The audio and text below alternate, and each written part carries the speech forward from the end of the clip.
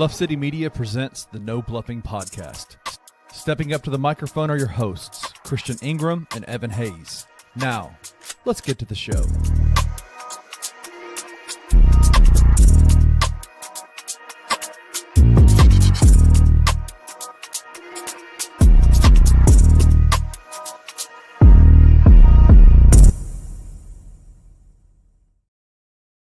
Grizz Nation, what's going on? I am Chris Ingram.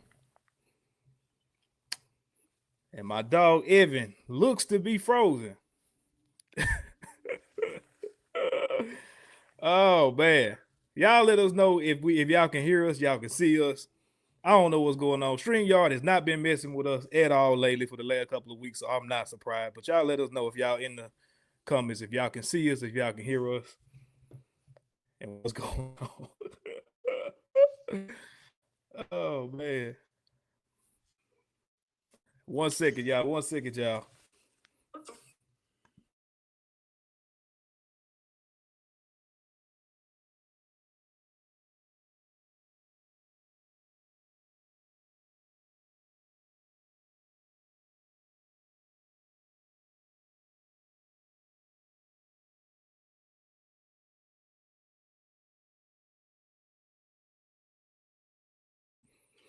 All right. Well, I don't know what's going on. It's all good. Like I said, y'all be fooling with us from time to time, so I'm not surprised at all. There you go. What happened? I don't know what the hell just happened. What? I know, bro. I don't know. Y'all really been probably about a month now. So I don't know, bro. Shout out to my guy JD for letting us know. We live and direct, man. Appreciate it. Usually it's me. I done changed computers. I had a whole new setup over here. And then as soon as I do that, every shit go out. I don't know. Bro, like when I say all I get here when the intro, I just saw two swirling circles. I was like, what the hell? Like, and you was frozen. I'm like, what the heck just happened? My bars seem to be straight. Like, I don't know what's going on in my house right now, but you know, it's all good. Look, we finna start over. I am Chris Ingram. Sorry, y'all. Sorry. And I am Evan Hayes. And this is the No Bluffing Podcast where we keep it all the way real, all the way raw, and all the way honest about everything Grizzlies. We ain't finna let no little technical difficulty mess us up tonight because, man, look, we got a lot to talk about. The finals is game 5 tonight. Hopefully, they're going to take like 30 minutes to do the intros. That's funny there downstairs. We'll talk about that here in a second. Evan, before we get into it, bro, you got anything good? You got any good news for me, man? Anything happened over the week that you want to share with us, with the people, to get it going before we get started, my boy? I'm alive and I got breath in my body. That's all I can really say. It was a cool little week. Glad you're back. You know, you weren't here last week. You know, glad you're feeling better. I had to, man. I shout out from Sydney. You talking about Sydney, Australia? Is that? Don't tell me it's from Sydney, Australia.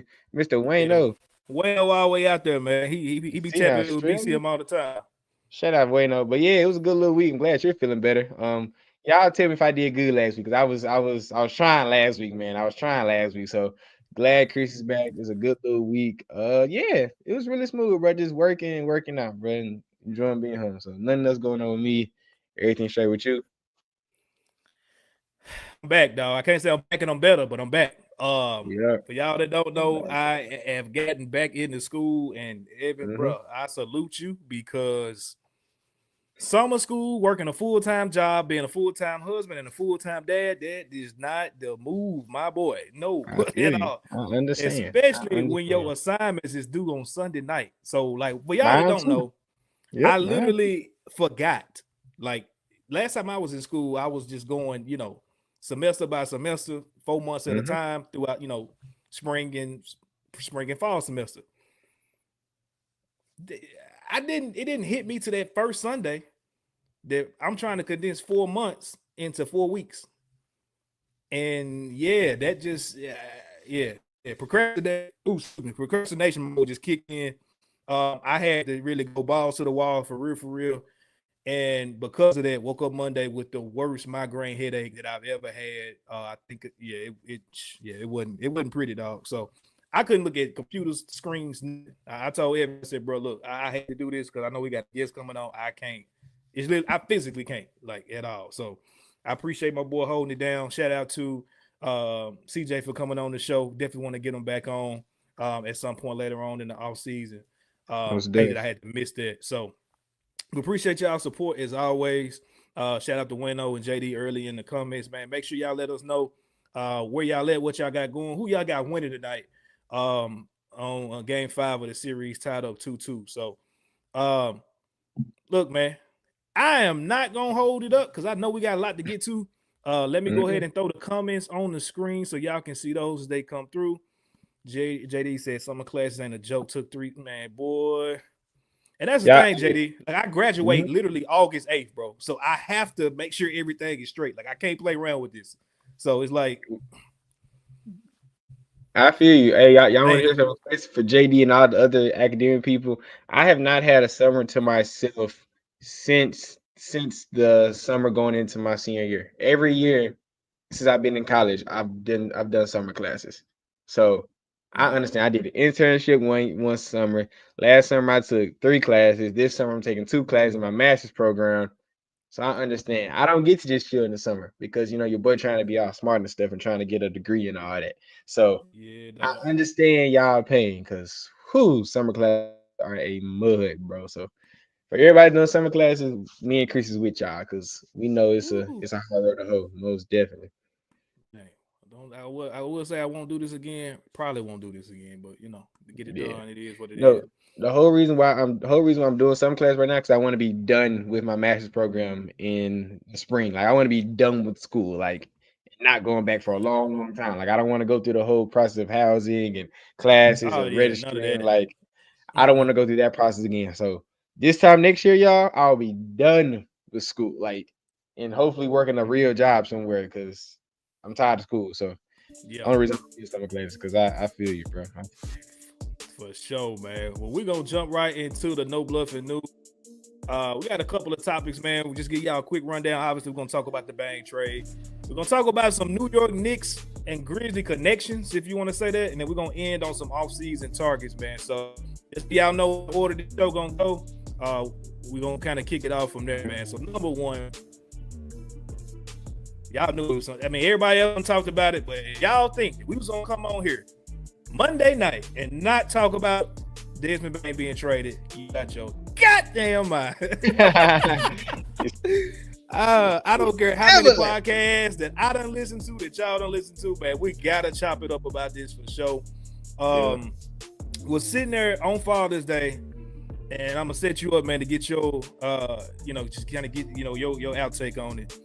Was sitting here doing some stuff before we got Father's Day started, and phone start going crazy. And it's always at this point you got to check Shams.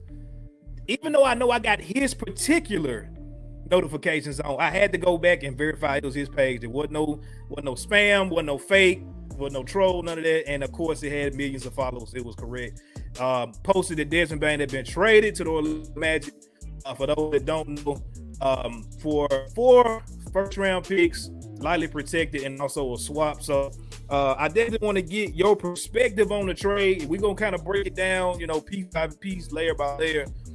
But yeah, bro, like I know you text me as soon as you saw it. Like we was in the group chat, Twitter was going crazy. Like, what's up, bro? Like, was you expect? I know we've talked about we expected Bane to be the one trade this offseason.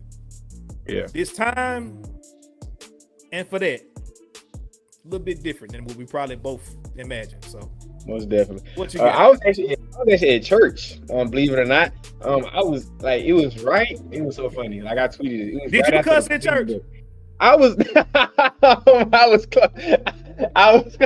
like, it was right after the praise break. The spirit was flowing through. I was feeling good. And normally I have my phone on do not disturb. Like normally I have my phone, like I have my phone do not disturb, but not my watch. I've got to put my watch do not disturb. So like I'm cool. And in the Silent Media group chat, shout out to Shamari Wise, and I hope Shamari is watching. She texted. She said, "Well, Bane is gone." I was like, "What you mean Bane is gone?" So I said that so casual, so cool. Yeah, so cool. Like I think I didn't see the tweet yet. So whoever's speaking I'm like, okay, I'm listening to it. What do you mean Bane is gone? So I checked my phone. I got hella notification, do not disturb. Hella notification, my phone going stupid, Twitter going. So I'm like, oh my gosh, what just happened? So like, I'm looking like a bad church goer because I'm like texting on Twitter, checking to see if it's real and all that. My mama like, get off your phone. Like, normally I'd be pretty good at church, not being on my phone. I was like, she's like, what is going on? And I was like, Ma, you don't understand. You don't understand. No. So the whole extra 45 minutes of service, I was there, but I was kind of clocked out. I was like, oh my gosh, like, what is going on? So I was very surprised. I even told my dad, I said, hey, bad timing. Bane just got traded. He was like, what you mean Bane just got traded? Calm down. I'm saying he done come to church too, man. Everybody just come to church, man. He was like, what you mean? Because like normally, because how my mom always sits between my dad, because you know, the woman in the middle, right? So I said, Dad, I know it's bad timing, but Desmond Bane got. He said, what you mean? So I had to like calm him down. I'm like, don't react right now. So that's crazy. It was very funny. Me and my dad like kind of freaking out on the pew, trying not to like, you know, keep our, you know, composure. Because his Father's Day kind of make it about him and all that. We was like, oh my gosh, what's going on? So yeah, definitely. Kenny said, let the game begin. That's funny. So yeah, definitely. I ain't said nothing to Kenny yet. I got something for him. Definitely surprising, bro. Crazy timing on a Sunday morning on Father's Day. Not what I wanted to. Not what I was expecting on a Father's. I was happy Father's Day to you. Happy late Father's Day to you, Chris, and all the fathers out there. So yeah, it was very surprising. On the church pew, man. On the church pew. Like I almost lost my stuff on the church pew because Desmond Bane got traded on a Sunday morning. So yeah, I was shell shocked, bro. Shell shocked for sure. Lost the whole religion, man. That's crazy. And I went to. I made a vision, but I said, hell no. Said, Brother Ingram, you gotta leave the church, brother. You have lost. Yeah, hey, come on, tap out. You and your kids and your wife. Go ahead, step out. Go ahead, step out. You got to. The Ingram family got an exit stage left. Cause oh my God. We talked about it in another group chat. Like the emotional attachment to Desmond Bane, I don't have that. But it is a sad moment, just for the simple fact, like we know what that means. That dude meant to the city. I posted this on Twitter, like, you know, he embraced the city initially. Like, as soon as he knew he was coming to Memphis, it could have been capped, but to me, it really felt genuine. This is where he wanted to go.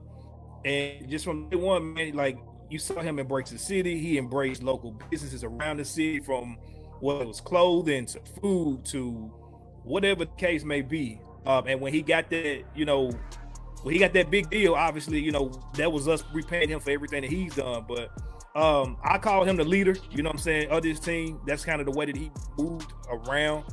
And for that purpose, you know, definitely putting up is the numbers that he put up. I know people are going to probably feel how they feel, but I feel like it's hard to say that we can name a better shooting guard in Grizzly history than Desmond Bane. You know what I'm saying? Feel how you feel about Tony. Definitely the greatest defender, but like all around, Des broke a lot of records, had a lot of moments, and for that reason, like I said, he'll always have my respect. I'll always probably root for that dude, just because I just love his personality. And I ain't gonna lie, that number 3 in that Magic jersey looked pretty cold. It looked cold, yeah. Look hard. He's just a dude that it's hard to not to root for, bro. And so, like I said, Kenny was talking about it on Same Show earlier. You know, I definitely tapped in to the Magic basically throughout the year to see what they got going, because I think they have it's kind of hard to build a better, like, just quality top to bottom starting five than what they have right now. Yep. Like, most definitely, like, when it comes to Dez, like, we can get on him all day about, you know, him trying to dribble the ball and him dribbling off his foot and all that stuff. When it comes down to Desmond Bane, like my brother just said, it's the greatest shooter in franchise history. Like you said, he embraced the city. He wanted to be here. He played through injury. Like, he was the leader on the team. So, like, he laid his heart on the line for Memphis. And you can't do nothing but respect that. Like, people have their opinions on it, but he gave his all night in, night out, whether he was doing good or bad, coming off the bench or starting. Like, Dez did his thing, so I have mad respect for Dez. Outside the Cavs now, the Magic's probably my favorite team in the East now, because, like you said, like, they a very, very fun team to watch. And I can want Dez to succeed. Like, there was no bad blood. It was a necessary move that we'll get into a little later. But I have no ill will to say nothing about Desmond Bane at all. He was a true professional. And I hate to see him go. Like, Dez, one of my favorite players on the team, outside of Ja, outside of Gigi, he was my favorite player on the team.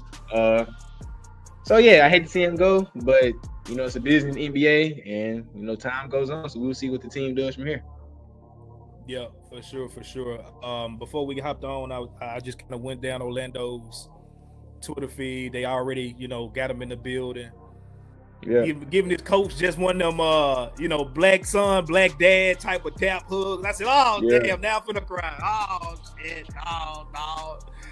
Not my boy Trigger Mind Bang, man. Yeah, then he threw a little shade, which I ain't mad at him because he right. What he say? Walked into their facility and he was like, yeah, it's a little bit different than Memphis. But, you know, they out there in Orlando, got the palm trees, probably with I ain't mad. You know, I ain't finna get in my feelings like, you know, most Memphis fans do. You say anything about Memphis, man, we be ready to get on your ass, so I ain't gonna do that. But yeah, I'm just happy for him that, you know, he got in a place where he can win, that, you know, or at least contend. We'll see what happens in that regard. But let's talk about the guys that we got back, bro. We got back Kentavious Caldwell Pope, better known as KCP. Two-time champion. He won with the Lakers in the bubble. He also won about 2 years after that with the Denver Nuggets as a starting wing on both those teams. The Magic thought he was going to bring that magic literally to that team. It didn't work out that way. He definitely had a down year, but that was a young team. Even though they're good talent-wise, they were figuring out a lot of things. And I think that coach, I think it's Jamal Mosley, ain't it? I think he's going to, you know, be the, you know, definitely put them guys in the right spots moving forward, just trying to get everything worked out. But we got him back, veteran guy. My wife loves his wife and his family, so she, you know, excited about that.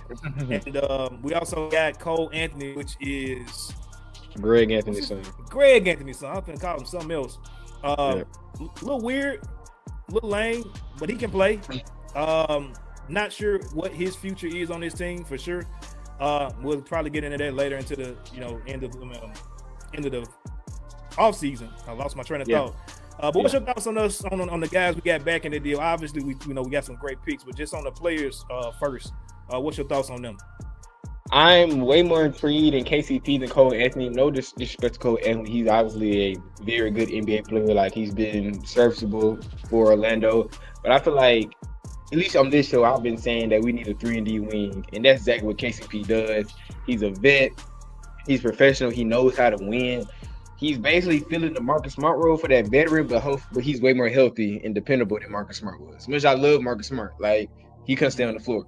KCP, knock on wood, with our luck, knock on wood, has never had any really major injury, you know, we issues. Just really supposed to talk about it, bro. You talk about it, you know what's coming, bro. Come on, dog. But yeah, like, I've always been a fan of KCP. Like, KCP and Malik Beasley, those are the two guys I've wanted for this team for a long time, and we got one of them. People were talking about, like, his age, but I still feel like he could be serviceable on his team. He's a great mentor. I think Jalen Wills, I feel like him and Jalen Wills kind of cut from the same cloth, so I feel like he's gonna be a big mentor. Literally, like perfect comp for each other. Yeah, perfect. Like, so I'm really excited for Jalen Wills, honestly. Like I'm really excited for Jalen Wills to learn from a guy like KCP because he's been there, he's won championships, he knows how to play with star players. I'm really excited for Jalen Wills. So I feel like he's gonna be on this team for at least for the next 1 or 2 years. On Cole Anthony's side, we can talk about it later, but I honestly don't think he's gonna suit up for us. I honestly don't think he's gonna play a game in the Grizz uniform. Like, do I feel like Cole Anthony's a bad player? No, of course not. But we really need another 6.62 point guard on this team. Like, Scotty Pippen proved that he's a great backup point guard, at least a very good backup point guard, and putting him in another backup point guard battle with like he was with Marcus Smart last year with Cole Anthony. No one, I think it's a slap in the face to Scotty, and I don't feel like we really need.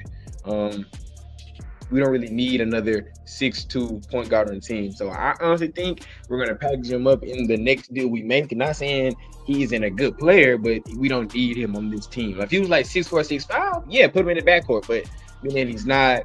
He's a decent shooter. He's a decent defender. Like, we can get some value out of him. So, as much as I love Cole Anthony as a player, like I've been following him since he was at Oak Hill in high school, I generally don't think he's gonna ever suit up for this team. I really don't.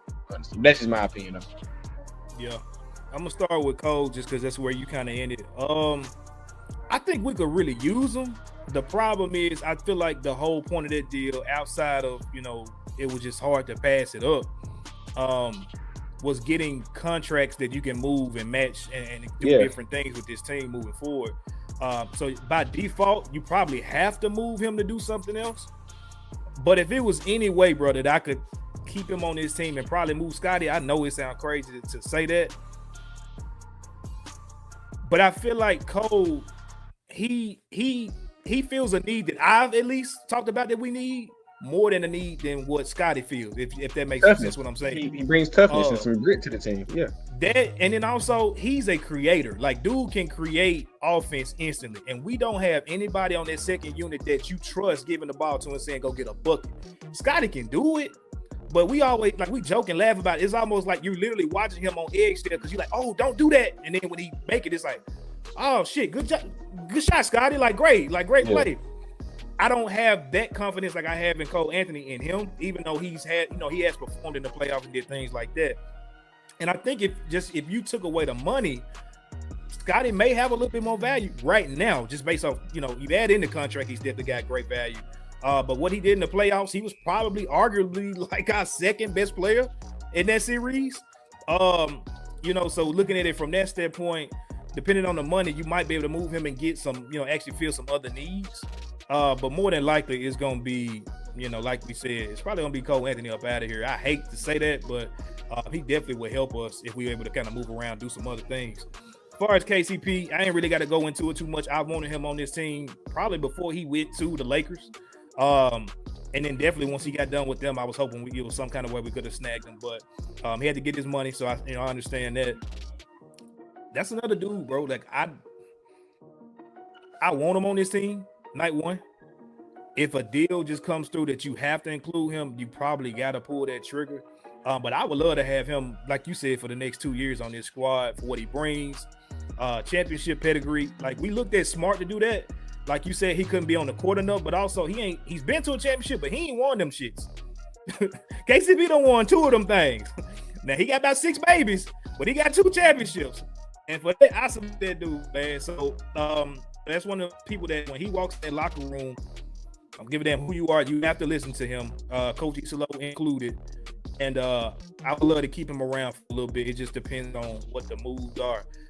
Now with these picks, that was the real draw that had everybody shocked. I mean, NBA media, sports media, Grizzly fans, Orlando fans were pissed. We were like, what the hell just happened? And so, like, with that, just to explain again for those, I'm trying to make sure I explain this stuff that for everybody that may not be tapped in as we are, just so you can kind of understand what's going on. So we did get 4 picks in that deal. When you kind of scale it back, we low-key only got 3 because that second pick, which is next year's pick, we already involved in that pick with Phoenix and Washington on a previous deal that we had. But I think we had the lesser odds or whatever. Now we have we control it. Like, so whatever the lowest pick that goes down to, we have first dibs on that pick now. And so knowing that kind of increases the value, but we low-key already was in that deal. So it's not a brand new pick to us, but the value of it went up. The other ones, we got a 2025 pick in this draft, which we had no first round picks, and then some later Orlando picks as well as a swap. So when you put it all together, man, the Grizzlies can really do some major things with the assets they got on top of the assets they already had. I want to ask you, do you think they keep that pick and get somebody at 16? Do you think they move? Tell me what you think they do and tell me what you would do if it was you. I tweeted, if we take a player at 16, I'm gonna be so freaking mad, dog. Like, we don't need any more youth. No more younger guys. I don't care. No, we need vets. Like, why would you, if you're Zach Kleiman, say we're not trying to get any younger, then you draft another guy? Like, that doesn't make any sense. Like, you're going exactly against what you said you were going to do. So if I was me, I wouldn't do it. But do I think they're gonna take a guy? Yes, like I feel like I can see someone take like a Walter Clayton type player that's like played a lot of years in college that like played well. That's like a guy that I've been looking at that I would like. If we made the pick, I would like to have, being that he's played a lot of like high level basketball for a long time. He's a champion. So I don't want them to take the pick, but knowing Kleiman, I'll be very surprised. Being with his history of drafting guys, I would not be surprised if he selects somebody as number 16, or even if we move up. Like, you feel me? Like, I always like we move up because he just loves taking guys. So move up to maybe package that for another guy. Like, I wouldn't be surprised. I feel like we're gonna take that pick though if I'm Kleiman. Yeah. It really just depends on the deal. I think when you look at the value of the picks we have, any deal we make is gonna the highest value is gonna be that pick next year, because Phoenix more than likely gonna be sorry as hell. If they get rid of KD, Washington's gonna be terrible regardless. Washington's gonna be terrible, yeah. So it's gonna be one of them teams that's gonna be picking lower. And so having that pick and whatever package you send out probably is gonna be the most value. And I think if you can get a young prospect that you can kind of have been waiting at this point, if you can get some more veterans in here, we were just talking about having a scoring guard. If I got to send Cole Anthony out, if I can get a Walter Clayton and replace that, I mean, that's not bad at all. A guy with size that can score tough, like you said. So if I had to bet on what they do, I'm actually probably a little bit reverse from you. I think they may try their best to send it out. But if it was me, I would probably take the pick, just because you got so many other assets you can include on other deals. It's only so many picks you're going to send out. You know what I'm saying? Like, so it depends. I guess it really depends at that point. My brother put this question. I want to get your opinion. He asked me, what if it's a player ready? This is a deep draft. And on that's point, where I stand. Yeah, on that point, I get what y'all are saying, but I still like, yes, let's just say Walter Clayton is there. Let's say he's there at 16. Yes, he's a great player. Yes, he's a champion. But as we've seen with Zach Edey, as much as Zach Edey had a great year, it's still a big learning curve that comes with, as we're saying, playing championship level aspiration basketball. Like, yeah, a guy can be NBA ready right now to like contribute, but it's a difference in being NBA ready to contribute in the playoffs or contribute in a conference finals or lower winning an NBA finals. I'm not betting on a unproven NBA player to be ready for me in May and June when I could draft a vet that I know has been there. I'm not saying what y'all saying is invalid, but I would bet on what I can see with my eyes, what I've seen in my eyes with a guy that's been there compared to a guy that is NBA ready. It's different between being NBA ready for game 1 or game 90 something when we're playing in the second round. It's a game 5. We got to get a must-win game. You know, you see what I'm saying? Like, it's a difference between those two things. I think it depends, because like if you're getting 16, 48, 49, 56, whatever pick you was choosing, ideally, especially when Kleiman come out and say that he unintentionally got younger, which is the dumbest shit I've ever heard. But there's no way that your top 8, I would say at the very least, of your rotation is going to include that 16 pick. It should not, by no means. But if I can have this as number, I don't know, maybe number 9, number 10, worst case scenario, number 11, if it was Taylor Jenkins, he would still be playing. But like, that's kind of what I'm looking at, to give him those minutes where if somebody's missing the game, you're getting your feet wet, some guys getting rest, you're getting some G League time to stay warm, and in the event that we need you just for a few moments, you there to step in. And that's why I think it's very key to get somebody that's older, which it is some older guys in this draft, but it's not somebody you're gonna need this year. It's just somebody that like literally break in case of emergency. If a Jalen Wells situation happened again, something went wrong.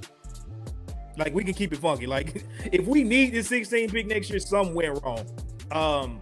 But just looking at the future, especially with money getting supposedly finna get really tight. We're gonna talk about Jaren here in a little bit. I think just having a talent in that gap or in that range would definitely do us some good, because them second round picks, bro, like they work out pretty well, but like it ain't nothing like a surefire first round that you know is gonna be solid. Or at least you project them to be solid. So we'll see. It really just depends. Which Shane talked about, he called me yesterday and we were kind of chopping it up.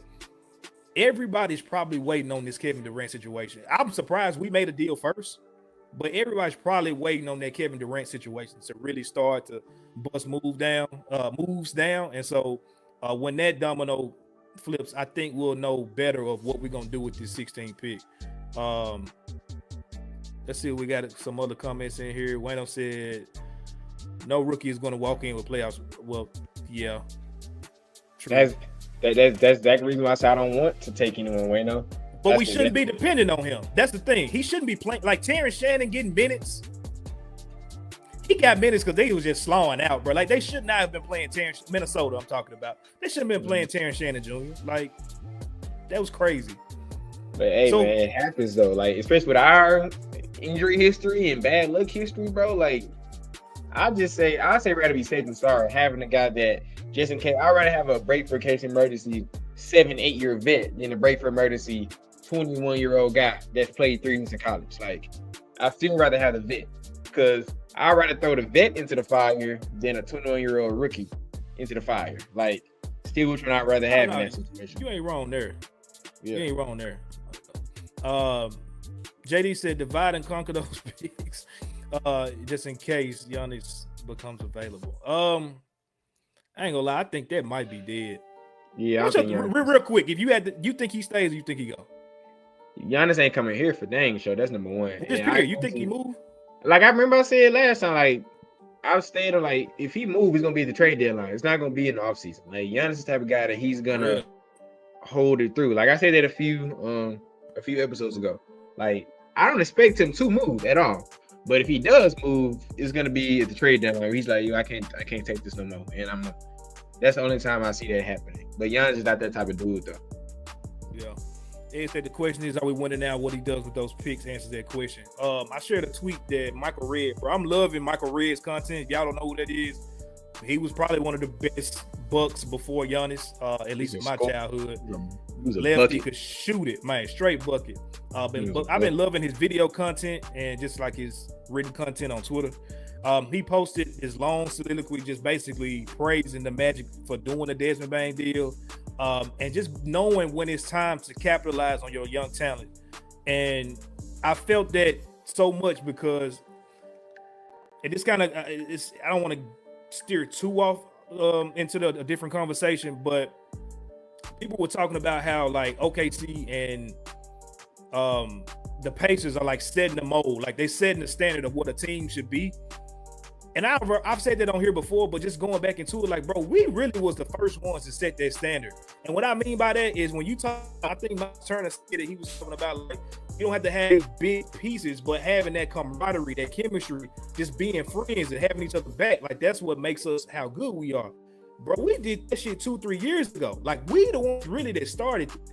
And so when you saw the trajectory that, and the chemistry that them guys had and were on, that was the time that you should have, like, that was the time to pounce right there. But you had fans and you also had front office saying, and y'all can say what y'all want, Ed and Kenny, damn both of y'all, but saying, hey, this is telling the truth. That's why I can't give Kleiman all these flowers and you know, pop my ass on the handstand about King Kleiman. I'm not gonna do it until he uses these assets because he's had assets before and he sat on them. So I'm loving the trade. But if you, which you already missed before, which I believe is the window, you see these other teams are going for now. Houston, they just got good and they're ready to pounce right now. We should have did that shit 2-3 years ago and we waited and everybody was saying we young, we got time. Desmond Bane long gone now. So no, you see what we were trying to tell y'all, these windows are very small. We've been arguing about this a long time. And so now you look up and it's like, okay, well, man, we had to send Dez out. He's not he ain't the scapegoat. He's just a casualty of war. Now you have to climb, hopefully. And I've been arguing back and forth with Saint about this. Saint says he has to see what we see. He should have saw what we saw 2-3 years ago, but he didn't. So if he sees it now, great, but you have to go forth and do the action. And that's really what I'm on, bro. Like, it's not about hating him or nothing. Like, love the trade. Just capitalize on it. Because like you said, to back you up what you said, if you just keep all these picks, we did that shit for nothing, bro. Nothing. The whole it's about the results, my guys. About to follow it up. This is the setup. This is the setup. Like it's like a crossover. Like, hey, we made the move.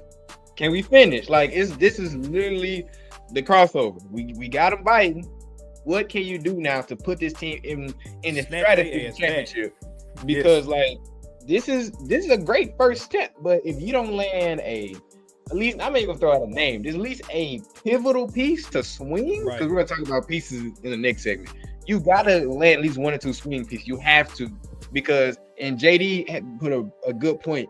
The reason I agree with JD, I feel like he's gonna try, because he's fighting. Like he's playing up. You take it as a joke, but he's on the hot seat right now. I feel like Kline feels the pressure by the front office and by the fan base and by the players. Like I feel like I don't want to throw out, because again, I'm not in the locker room. Maybe if Jamarcus Cole want to come down, he can confirm this or not.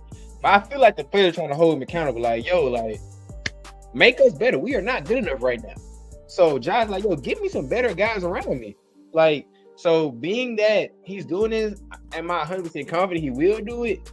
No, but am I feeling more optimistic, because I feel like this is one of the last chances we have, at least in this era, to like make a big swing with our current core. And we just saw one of our core is gone. So like, it's put up a shut up time. You feel me? So it's about the results, man. It's about the results. And we're gonna get to next time about what those results could look like. I just want to see the results, man. Like, great trade by Kline. We got 5 first-round picks for Desmond Bane, which is a crazy sense to say when Luka only had 1 pick. Like, you feel me? Like, we've heard. I've been hearing people say that, and it's like, it's cool. I feel where y'all coming from. The value. They didn't just get 1 pick. That man got AD, a top 10, top 15 player, and he got Cooper Flag given to him. Yeah. We didn't get Cooper Flag. Yeah. Or AD. Or Max Christie. Or we got a couple first round picks. But yeah, like the value is they won. They got it. Yeah. Like the value, Drew's crazy. The value is different. Yes, we've heard him try to do it for OG and McHale and all that. And a lot of them deals, Kline got too smart. He tries to still like save. He didn't put all his chips to the table. I feel like now we have no other choice than put all our chips to the table. Like, you can't try to make no safe trades now. So that's why I feel like, Drew, we're in a situation to do something different. And the value of the previous picks we had does not match nearly the value of the picks we have now. So I see what you're saying, but I feel like it's a little bit different of a situation as well. We got more value. You just better use it, bro. Gotta use it, man. I honestly think by the 4th of July, this team's gonna look miraculously different. Like, that's my prediction. By July 4th, this team gonna look way different. That's what I'm thinking.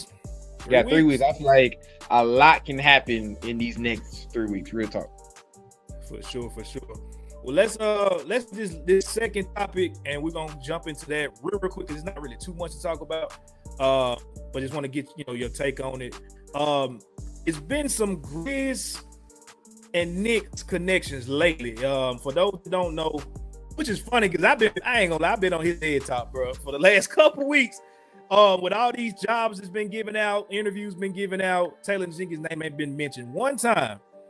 And the New York Knicks went to damn near every good coach or every good organization in the NBA asking to interview their head coach, and got kicked down and denied by everybody. And so now, as their last resort, they are bringing in Taylor Jenkins, former head coach of the Memphis Grizzlies, this week to interview him for the job. They also will be interviewing Mike Brown as well, former coach of the Sacramento Kings.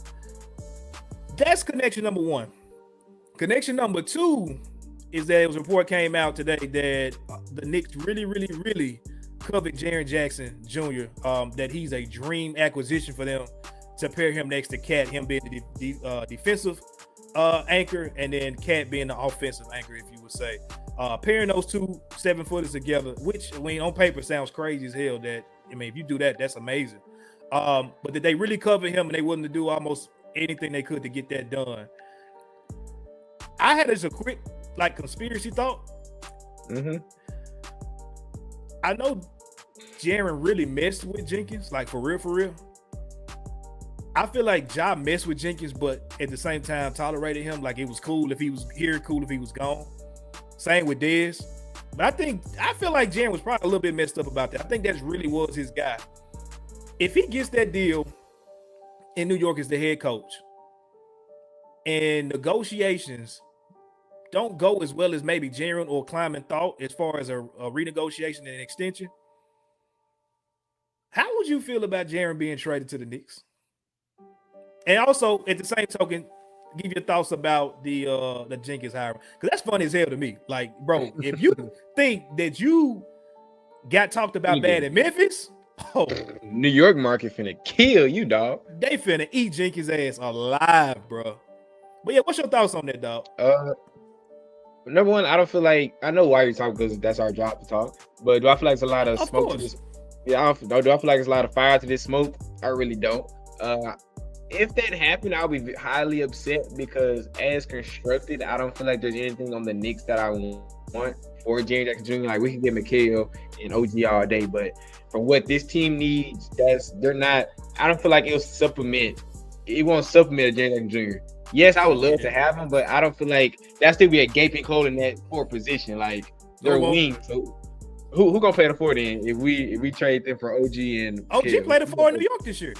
But he's a very small four as well. That man is huge. What are you talking about? That man is like 6'7", dog. He's not a 7-footer. Like, come on, dog. Like, it's still. Right. Hey, they got to the finals. Go ahead. I ain't want to interrupt you. Yeah. But yeah, like, I would hate it. Being that I'm not a big Knicks fan, but outside of that, I would hate it. And I don't really want anything on the Knicks. Like, yeah, if one of those pieces wins there, yes, I would take an OG and a McHale. But in my opinion, I don't feel like that supplements the value Jerry Jackson brings at that four or that big man position. When it comes to TJ going to the Knicks, I am laughing at you. I am like pointing, like pointing at you, because that is the funniest thing. We're like, Taylor Jenkins in the New York market is a combination I never would have thought I was seeing. It seems like the New York just got pound in their face because they fired Tom Thibodeau, and now they don't have like a concrete option of who they would get. Right. It's kind of funny that they did that.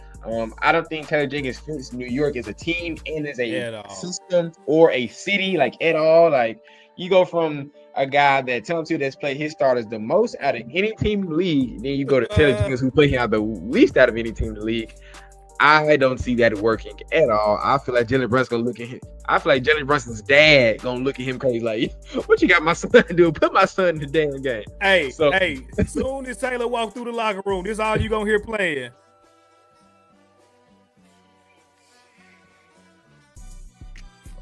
They gonna get on his ass. Get this man out of here, dog. Like, you know what I'm saying? This guy, like, this the dude y'all brought in, bro. Like, nah, dog. Like, man, if they actually get Taylor Jenkins, the window of the Knicks just closed dramatically. Like, he is not the man for sure.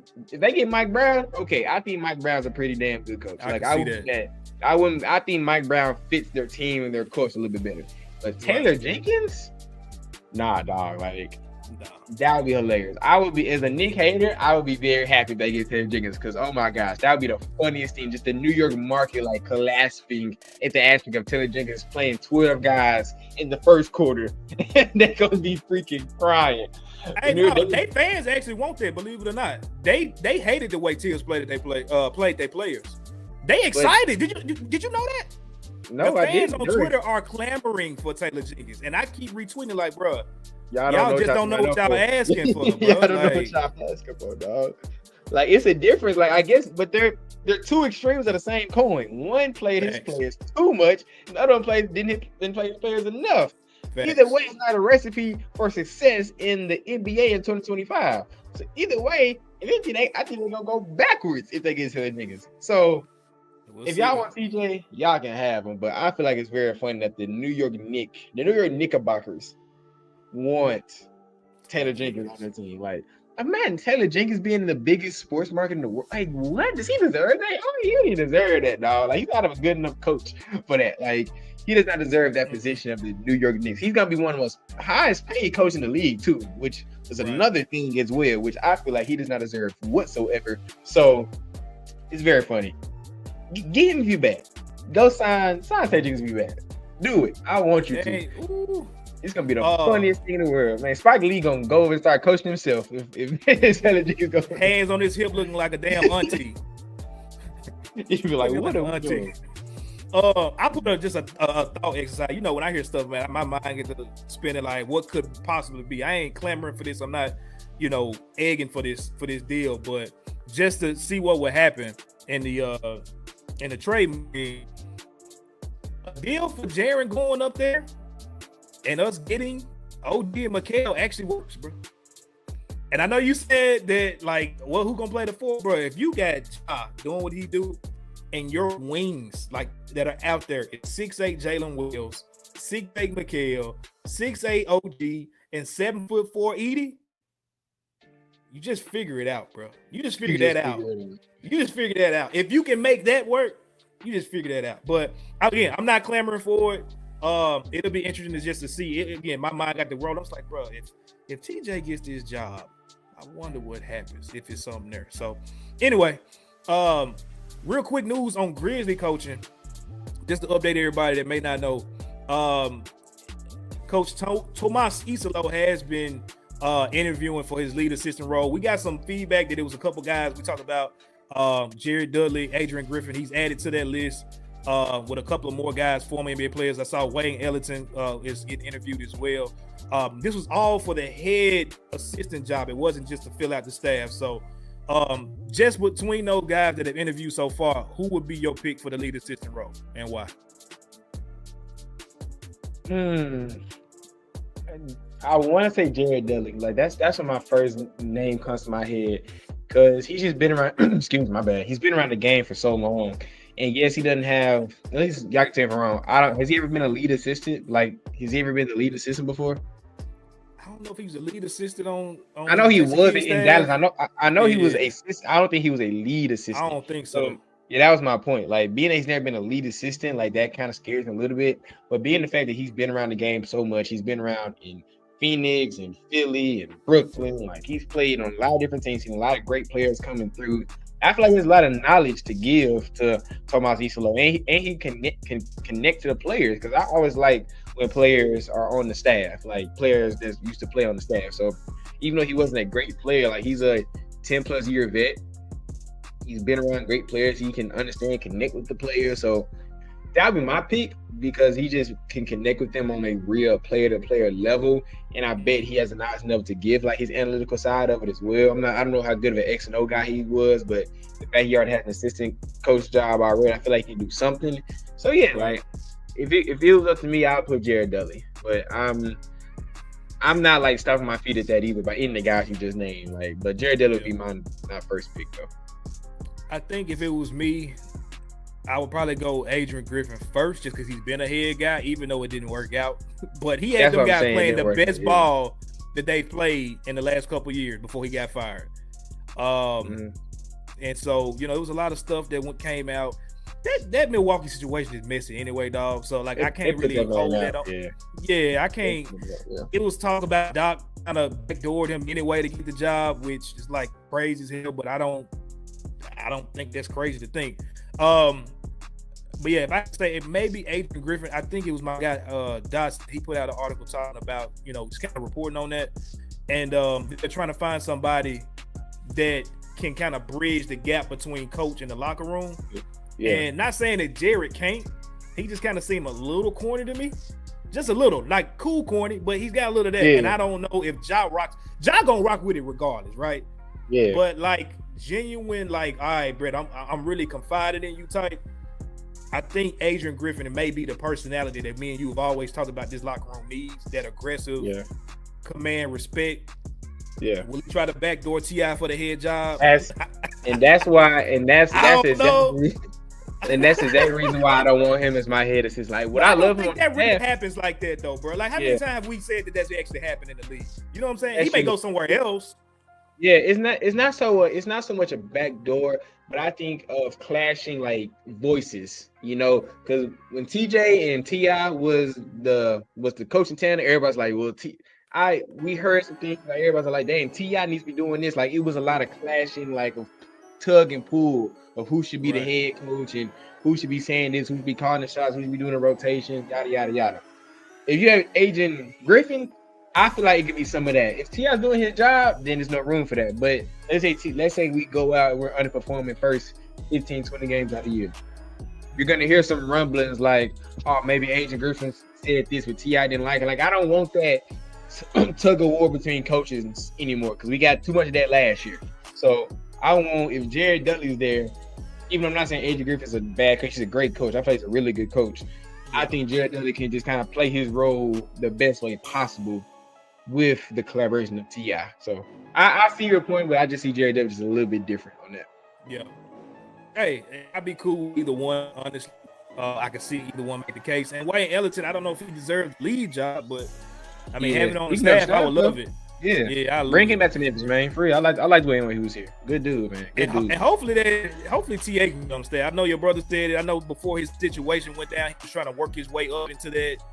Yeah, you know, and I guess into Taylor Jenkins' line of sight, which I mean, he shouldn't even have to do. To even say that is crazy as hell. And that's why he ain't here no more. Like, you get not one legit former player or commanding voice in that locker room. That's crazy. But anyway, yeah, hopefully he can fill out this staff. We get some news on that pretty soon.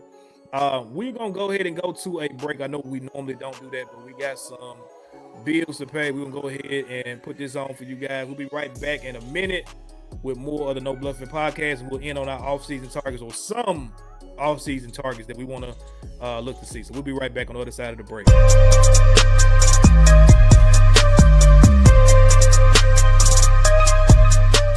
The Memphis Grizzlies are calling about Denny Obia of the Portland Trail Blazers, formerly of the Washington Wizards, as a potential piece that they could add around Ja, Dez, and Jaren. Now, Obia is going to command a high payday. He's around a $20 million guy, but it is a descending contract. Is Denny Obia somebody that you would want to see paired up along those guys in Memphis? Multiple times when he was playing for the Wizards and when he was playing for the Trailblazers, when the Grizzlies were playing them, he was playing harder than anybody on the court. He's got an incredible motor. But I do like Denny Obia, and it's because of his motor. And I feel like this team missed a motor. Yeah, I don't know that it takes us all into the NBA Finals, but I do think we're a better team with Denny Obia, especially if you can make a deal work where you can keep your core three still available. Putting him on a starting lineup with Ja, Dez, Jalen, Denny Obia, and Jaren, to me, feels like a team that could be competitive in a deep Western Conference. Tune in to the 2 Buck Sports Show with Rusty Witten and Drew Gann every Monday, Wednesday, and Friday live at 11 a.m. on the Bluff City Media YouTube channel.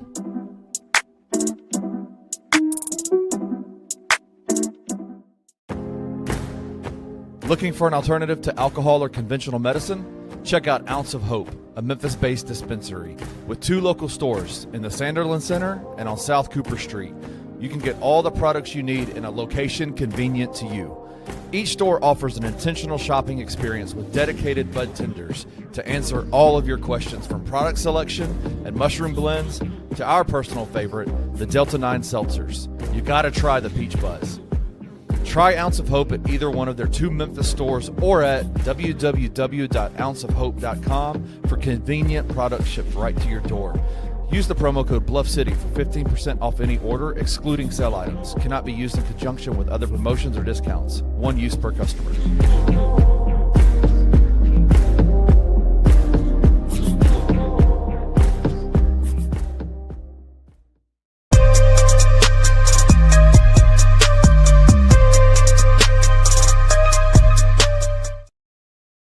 Welcome back to the No Bluffing Podcast. I am Chris Ingram. To my right is my dog, Evan Hayes, and we back. Bro, every time I hear the commercial, I swear when Kenny says bud tenders, I keep thinking he's saying butt tenders, and I'm like, bro, what kind of bar club is this? But shout out to Ounce of Hope. I thought he just made a little boo-boo when he was saying it. It was kind of funny. But anyway, this dude right here. Dude right here. I didn't know what a bud tender was until I had to put 2 and 2 together. Oh, okay. Got it. Makes sense. Mm-hmm. But y'all definitely check out Ounce of Hope for sure. Partners with Bluff City Media. We appreciate y'all. We're going to get into the last topic. Just something a little fun, man. I hit up Evan the other day and I said, hey, bro, especially with everything going on now with this Bane deal, now we got all these different assets. I've been putting little things that I think, or that I would expect there. But just kind of put it in wax, man. I wanted to kind of go over maybe what some decent to good to great off-season targets would be. There's some funsies, at the end of the day, when we look up 2, 3, 4 months from now, it ain't gonna probably be none of these dudes because none of us thought we'd have Kentavious, Caldwell, Pope. and Cole Anthony Nah. on our roster. And so anyway, if we had to just kind of break it down, some interesting trade targets, free agent targets, things like that, to bring out this roster, want to kind of chop it up about that. So, even what you got for me, dog? Anybody in particular that you looking into, like, okay, I will explore them ASAP. The first name that comes to line, I know this isn't going to happen because after the year he had last year. I don't know. I feel like Norman Powell would be a great fit for this team. Like, I don't know why that name came to my mind first, but I feel like Norman Powell could do great. Like, if you throw a package like of Jitty with like Cole Anthony or like GG with a pick, maybe LA would do that. I would love Norman Powell. I was speaking of LA, even though he doesn't play for LA anymore. I would love to sign Russell Westbrook just on like a veteran deal, just to have some more toughness in the locker room. Of course, you can throw out the names like the Cam Johnsons and the OG and OBs. Like, that's obvious. We've been down that before. Even though I feel like Cam Johnson is like a little bit more realistic now, being that we have the deal that Sure. we want. That's probably like my number one on my list of guys that we need. I saw you talking about, which I really like. I really like Al Horford because we already see that they can't pay everybody. So I would love an Al Horford on this team. What's the other name I thought of the other day that I couldn't think of right now? It was a wing. Ah, gosh, I can't think right now. Those are the main that came to my head. It was one more. It's more on the tip of my tongue that I just can't think of right now. That I put a trade in, like in the little computer, and it worked. I just I can't think of it What right team now. it was? It was an Eastern Conference team. It was even conference. It was someone East. Oh, East. it wasn't Trey Murphy, but yes, obviously Trey Murphy too. Like Trey Murphy, Herb Jones, obviously those two as well. But it was an Eastern Conference team in a wing, dog. It may have been Denny Obia, even though we already talked about him. It may have been Denny. That's what, even though he's He on the out Western west now. Conference team. Yeah. He in the West. So I'm getting it probably was Denny. Even though I'm not a big fan of his game, I feel like he would work well. I think he's a better version of Santi, honestly. Like he can do with Santi, bringing that foreign flair, but also like being a pretty decent defender, So it's just some of the names that kind of just went to the top of my head that I hope we can at least land some of those guys. I still think we need a wing. So you understand most of my guys I said were wings. So if we can get a wing in this deal or future deals, then great. I'm kind of lost on the whole KD and Giannis thing. Like I don't really think those are I don't think those are happening, honestly. So like it was RJ Barrett. Thank you, JD. Yes, it was RJ Barrett. Yes, exactly who it was. Yes. No, it was RJ Barrett. It was exactly who it was. Thank you, JD. Yeah, RJ Barrett. I would actually RJ Barrett would be the perfect three in my book. Like Jalen Williams, and RJ Barrett is my three.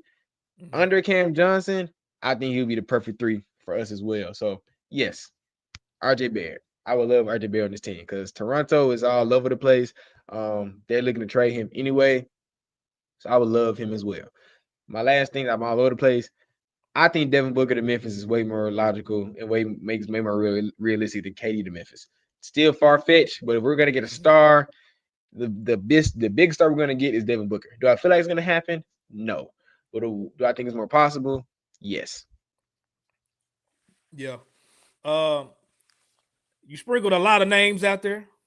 Yeah, a lot of them. I should have wrote those down. I should have wrote them down. I thought you took a few that I had, but it's good. I didn't want to talk about it because I want to get see if we were on the same page with some of these names.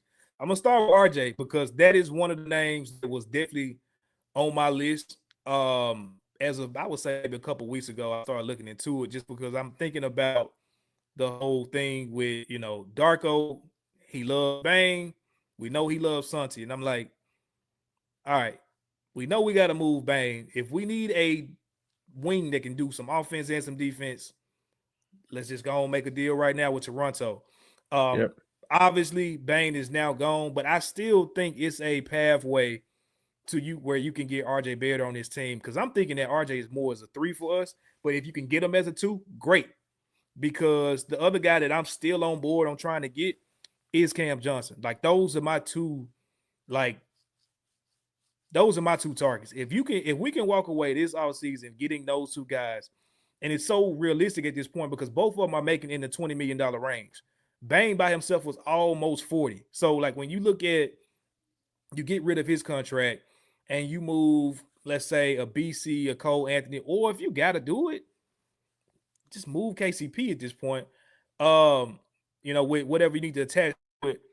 I'm all for going out and getting both of those guys, bro. If you have a starting five of Ja Morant, RJ Barrett at the 2 at 6'6" and a legit 6'6", with I can't remember what his wingspan is, but whatever, he definitely has, some creation opportunities, can play defense, obviously. And he's gonna be ready to prove something. If he gets moved from his home country, from where he's from, he gonna have something really to prove at that point, almost like he did when he left from New York. So I'm loving the RJ thing. I saw in the Grizz spaces they were talking about that today too. But yeah, if I can get him, if I can get Cam Johnson, we don't got to break that down. I think his value, I don't want to say it's diminished, but they were asking for like 2 picks at deadline time. I think them waiting on that is probably going to get them probably one and a decent player. So if I can send Santi maybe up to Brooklyn or send Santi up to Toronto, throw in BC, throw in some young wings, obviously the GGs and things like that. At this point, it is what it is, bro. I'm sorry, but if we're going to get some guys that's going to come in here and start and compete with Ja, that's what I'm about. Also, it's another thing that I wanted to talk about it really, really quick on last week's show. Obviously, I didn't make it. But what fans want to kind of keep in mind when we're talking about deals and things like that, shout out to Chris Harrington. He really put me on game. I threw a tweet out there about it, kind of breaking down what he talked about. But basically, with this new CBA, the reason why it's going to be so busy this offseason is because the new CBA is basically allowing teams to take back more money player for player than they normally would have. Normally, in the past, you would have to make sure the money was matched up, due to salary cap restraints and things like that. Obviously, you have the first apron, the second apron, you got the tax and all that stuff. I ain't gonna get too crazy with that because I don't understand that shit myself. But with this new CBA, you're able to take back up to, I think it's 7.5 million over whatever the deal is that you're bringing in. So, for instance, if we can sign and trade Santi and give him a slightly overpay, because he's probably only worth, I would say, anywhere from 12 to like 15 million a year is probably stretching it at the most. But if we can get him up to maybe 16, 18, you stretch him up to 7.5. You don't have to give him all the way up there. But if you can't stretch him all the way up to that easily 1-for-1 gets you Cam Johnson. Santi Aldama, let's throw them 2 first-round picks and let's get the deal done. I don't see why they don't take that. If you got to throw in a young wing like a Vince or a GG, do that shit and get it done with. Same thing on RJ Barrett front. I think he makes about 25 to 26 million a year. If you can get close to matching salary in that, again, you can match it up to 7.5. You can get those kind of deals done. The other thing that he talked about is that you can scale that. So you can literally start from the 6 mil that John Conchar makes. Bring back a player that makes close to almost 13 million. And then do the same shit over again with a $13 million player to get a $20 million player. And then do it again to get the art. So it would take some maneuvering. The good thing about this is you can't aggregate salaries, which means like combine guys that you brought in together. But you can, once the deal's completed, you can't send them out individually. And so that's what makes, I ain't gonna lie, bro, the possibilities are crazy. And that's one thing I give Kleiman credit for.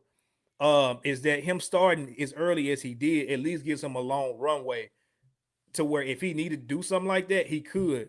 And I space in between the tax is crazy. So we can really make some big moves, bro, if we just be the right way.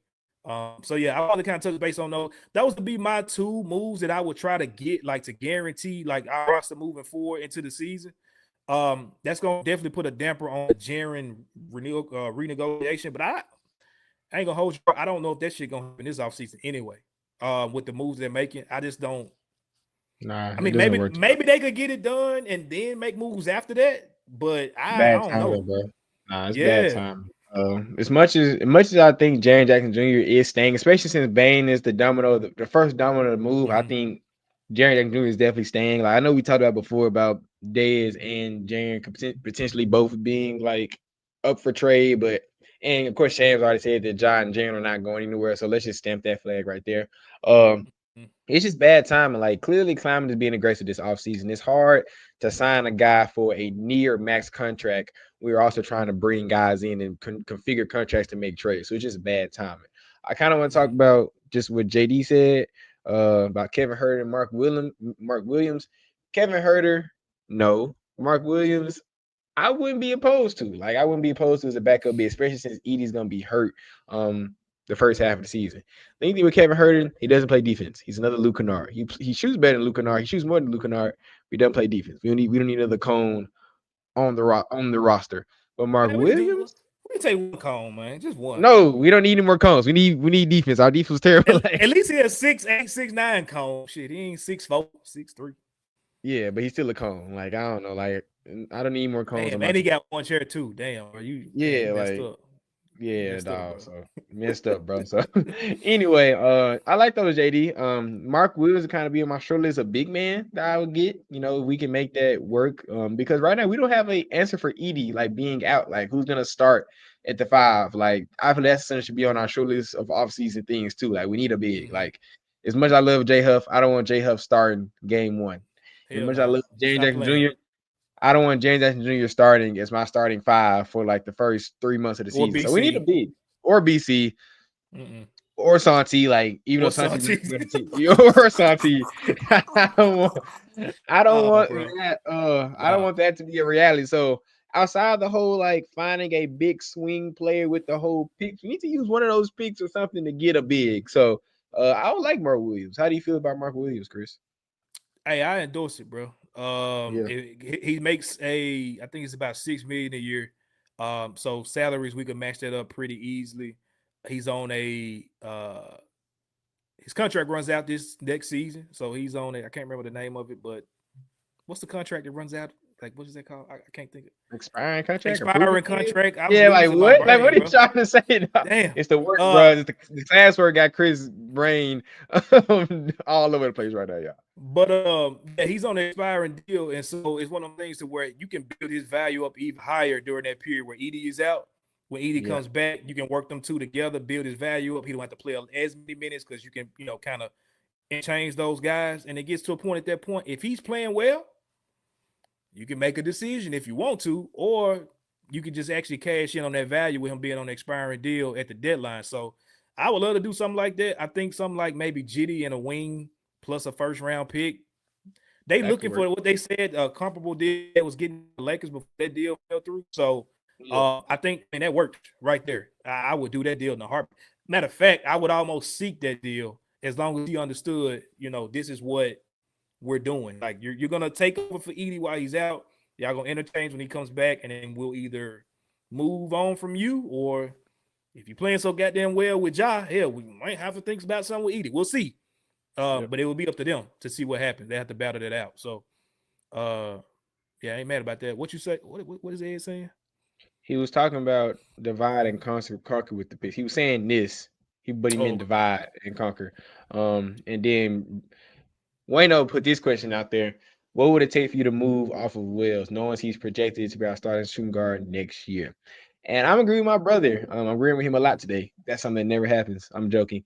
But yeah, like for Wells, we're gonna need a minus or better player for Wells. Like, because his value is so high right now. So that's when I think a Devin Booker trade would be more realistic, because being that Phoenix is trying to blow their team up, it kind of fits their timeline to have a young guard to help build their team around. So the only way I'm cool with Wells leaving is if we get like a Devin Booker type player and a pick, like my brother said. That's the only time I'm putting Wells off the market. You get Devin Booker and a pick for Jalen Wells? Actually, nah. Let me lock you. I didn't think hold that on, bro. True. We talking about. I didn't think that. I love I'm acting like climbing now. I'm acting like climbing now. Yeah, bro. You spazzed out. I'm acting like whoa. I'm acting like climbing now. I had to figure out what I said for a second. So no, redacting that statement right there. If we get a Devin Booker caliber player or like a Jaylen Brown caliber player, like any of those wings or / guards, then I'll go with Jalen Williams. I said at the end of the year, the only guys untouchable for me are Ja, Edie, and Pippen. It's still those three, and Jaren Jackson Jr. can add to it since he's not going anywhere as well. So a lot of things had to change for any of those guys to move for me. It's kind of hard with the money because he only makes $2 million. Yeah, rookie deal. So Yeah. obviously, yeah, you would have to attach some contracts with that. But if I ain't gonna lie to you, if I'm getting back I would attach him for OG. I would. Mm. I would. OG showed me a lot in his playoffs. He talked about, I think when he left Toronto, he wanted to get into a situation where he could be like one of the main guys. Like he didn't want to be just a role player. And I mean, Josh Hart really didn't show up. Mikhail, I don't know what Space Jam basketball he's been playing, but his powers are gone. And OG was really one that I was looking like, okay, he would be the main piece. So if we can get OG and he's got to be included on that deal, I would hate to do it because, like I said, I think he's the perfect. Matter of fact, if you're talking about long term, I think he's actually the perfect fit next to OG if OG is your starting small forward. But if you gotta do it, you got to get better some kind of way. We can't keep building to the future. Like that shit has hurt us already. So I would, Cam Johnson, maybe no. But OG and above, when we talk about tiers, I probably would do something like that. Driven Dave, shout out to my guy. Said Nas Reed or Michael Porter Jr. Michael Porter, we were having discussions about him versus him and Bane when they were still in the playoffs. He doesn't play not defense. for his money, bro. Nah, he doesn't. Even though I like Michael Porter Jr., he's a great shooter. He's a great spark plug. When he's on, he's on. But his defense reliability and his contract and his health as well. Like he got in the Bane situation. Yeah, like he's back in the Bane situation. Like when he's on, it's literally that's a great example. That's the same exact player. When they're on, not a great defender, and they're not healthy. So like you stay in the same situation. So I wouldn't personally do it. If he somehow got bought out in another contract, then cool. But nah. And Nas Reed, beggars can't be choosers. Like I would like Nas. I would like Nas. I don't see a situation where Minnesota is getting off of him. Like he has so much value for them, and I don't really think that's happening. If I could wait for that money, bro. They don't got the money. Yeah, they do got to pay him. But I honestly feel like they're gonna do whatever they can to pay because he's younger than Julius Randle. So yeah, Julius Randle's played great in the playoffs. Well, he played pretty good in the playoffs. I feel like they're gonna try to pay Nas and pair him up with Ant. Because I know Nas don't want to keep coming off the bench. Like he knows that. Like he's said that. Like Nas wants to starter though. I feel like at least on Minnesota, on Minnesota, I would think so. Like I feel like he's played. That's just my. I feel like he's played in 7 be a starter in the league.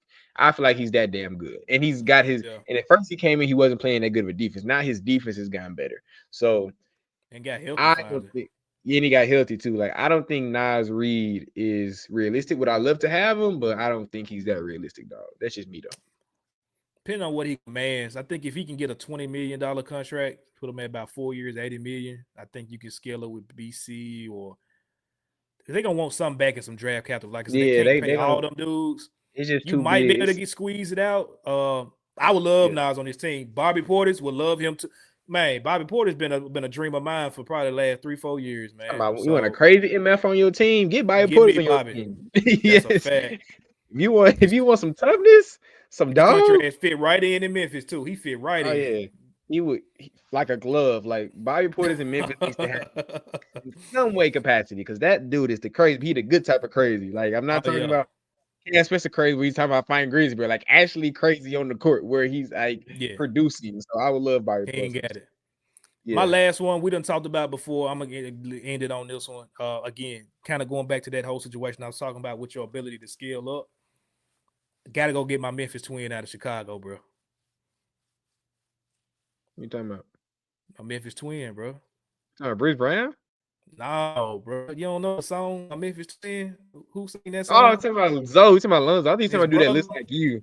I'm talking about somebody that looks like you. I was like, what? Damn, that might sound like Bruce Brown. Damn, he ain't even on the roster, bro. What you talking about? I was like, what? It didn't make sense to me. I was like, what are you talking about? It didn't make sense to me. I was like, Bruce. But yes, I would love Lonzo. Ball on this team, bro. Lil Scotty can go. Give me Lonzo. Yeah, Scotty would go. If we get Lonzo, oh my God. If we get Lonzo Ball, put LeVar Ball with his 1 foot self on half with T. Morant. Put them two together. It's over with. The city gonna go crazy. Like, no, I would love Lonzo. Oh my gosh. That is as much as I love Scotty.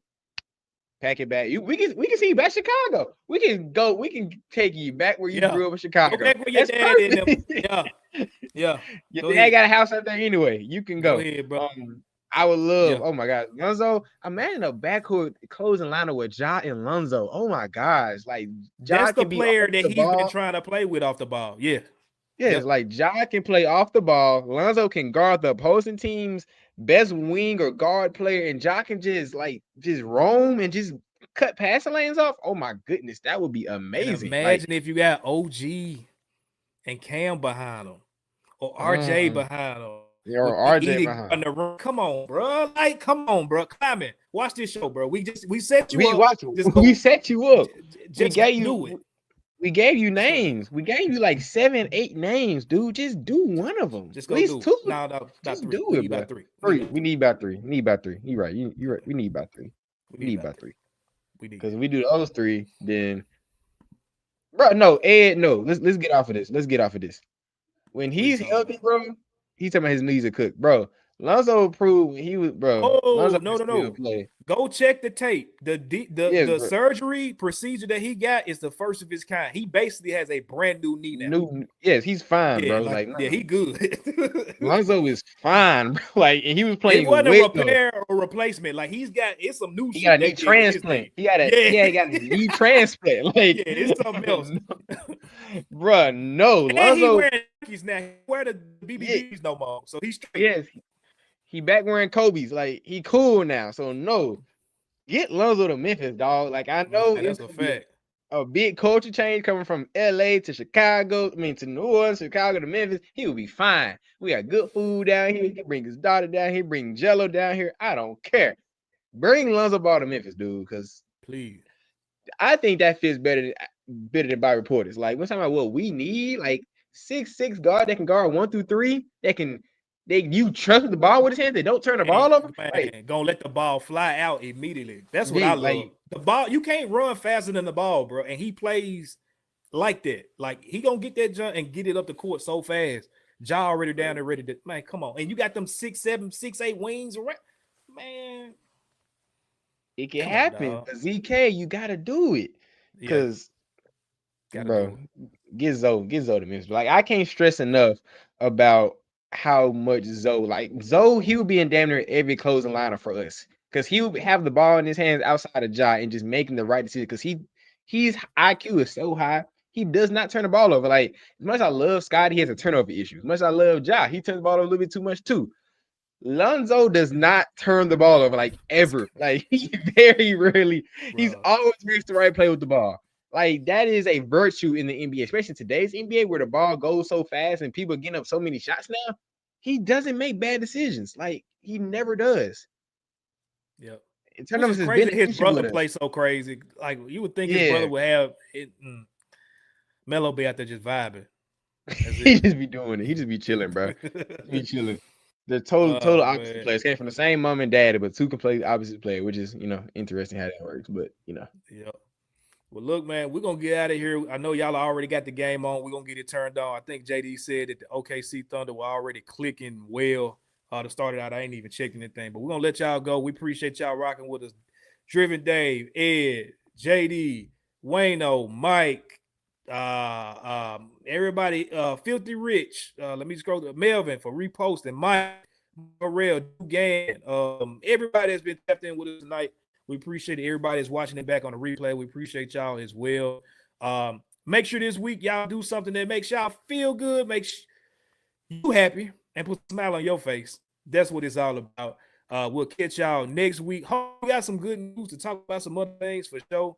A fast approaching off season is on the way, and we'll definitely be here to chat about it all, man. So other than that, y'all be good. We'll see y'all next week. And as always, go Grizz. Go Grizz. Thank you for listening to this episode of the No Bluffing Podcast. If you enjoyed this episode, like and subscribe to Bluff City Media's YouTube page. For comprehensive coverage of all things Memphis sports, head over to www.bluffcitymedia.co and find out how you can become an insider. We will see you back here next week.